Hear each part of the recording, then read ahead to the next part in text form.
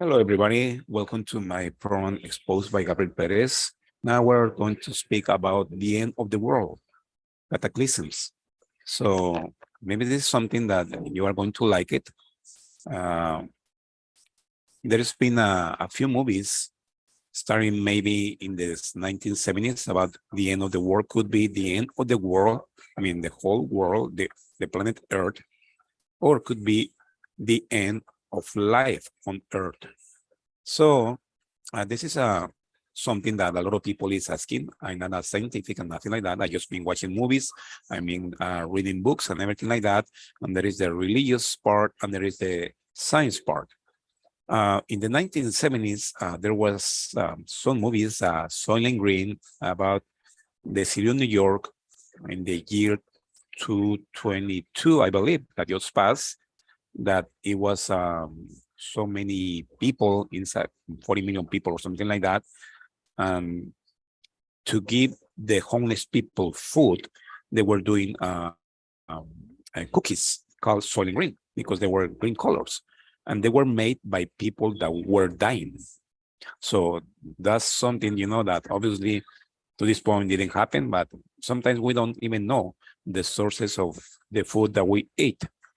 But there was another movie that was similar to the that one of the few people on Earth, because there was a nuclear war, and it was the actor Charlton Heston. Don't remember the title of the movie, but there were mutations in some people that they would have like the face of gray color, pale, and they didn't accept the two or three last human beings on Earth.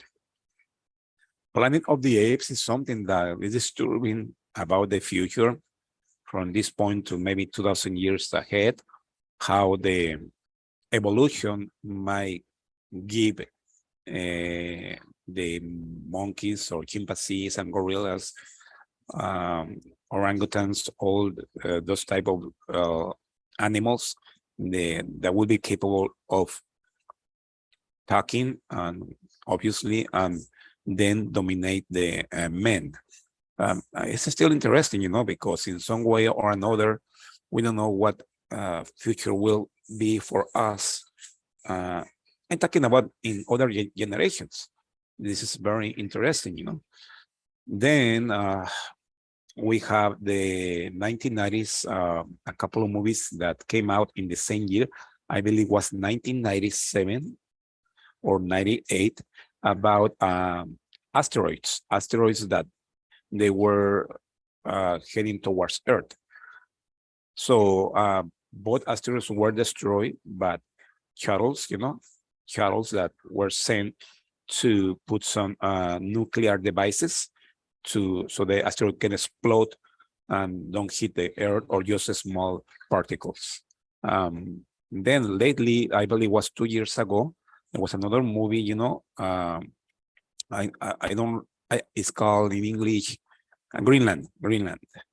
It's about another asteroid that will hit Earth, and just, let's say 1 million people, or maybe in each country, there is some bunkers where people are being selected. You're a doctor or engineer or something like that, that will do contributions to rebuild Earth.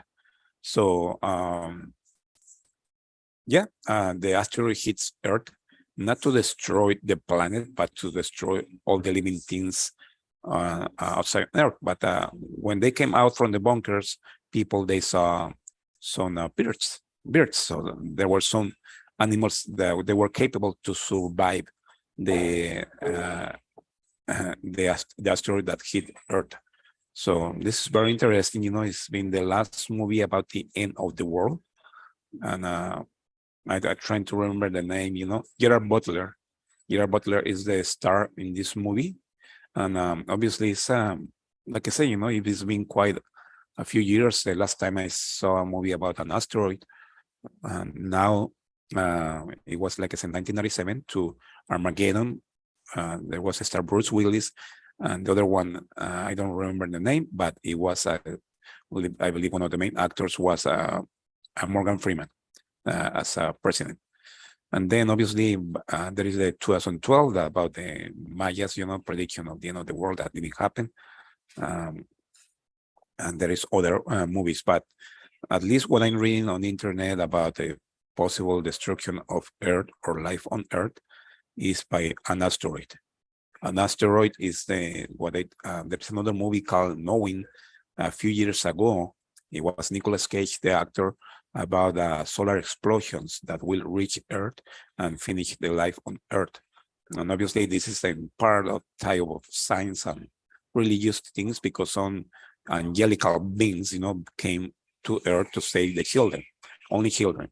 And they were taken into spaceships towards another solar system or another galaxy where there is some planets similar to Earth.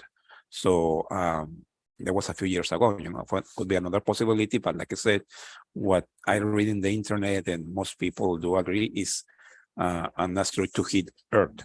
Now, this is very important. According to scientists and all that, there is very little possibility that an asteroid hit Earth. There is no asteroid, at least from the distance of the telescopes, to coming towards us on Earth. No, there is no. But what will happen if another asteroid hits or collides with another asteroid and change the direction? Let's say it's going this way, Earth is straight ahead, and come, this asteroid, boom, hit the other asteroid, and then the redirection towards Earth. The same thing over here, is very difficult that will happen, but you never know the possibility, According to science, the destruction of the dinosaurs were because an impact of an asteroid.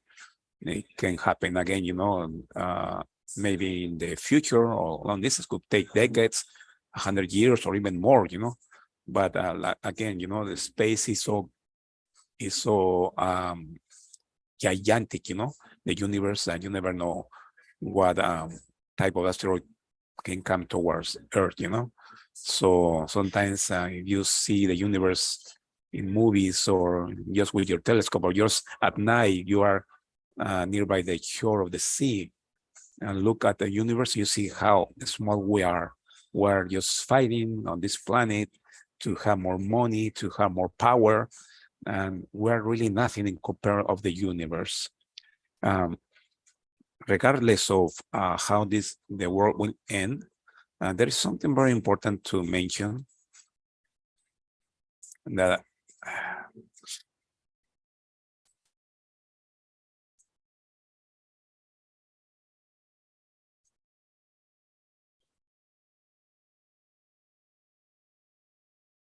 excuse me, yes, is the thing that if in the part of the religious part, if there could be an Armageddon, that's the end of the world according to some sources in the Bible, and then will be a paradise. Another thing, that if you're a person that just believes in science and evolution, obviously we're coming from the Big Bang, and then we evolution from amphibians to a living thing like a monkey, and then a human being, Then it's up to you what you want to believe. I'm talking just about the end of the world. If there is other civilizations or not, it's still for debate, because it will be how it's possible, that we're the only planet with life, just because we're at the right distance with the right conditions to have life, intelligent life on this planet that is called Earth. And other planets, there's just nothing, because they are too far away from Earth or they are too close. And there's no possibility to have life on Earth. So I want to have a second video in just a moment, to continue with this very interesting chat about the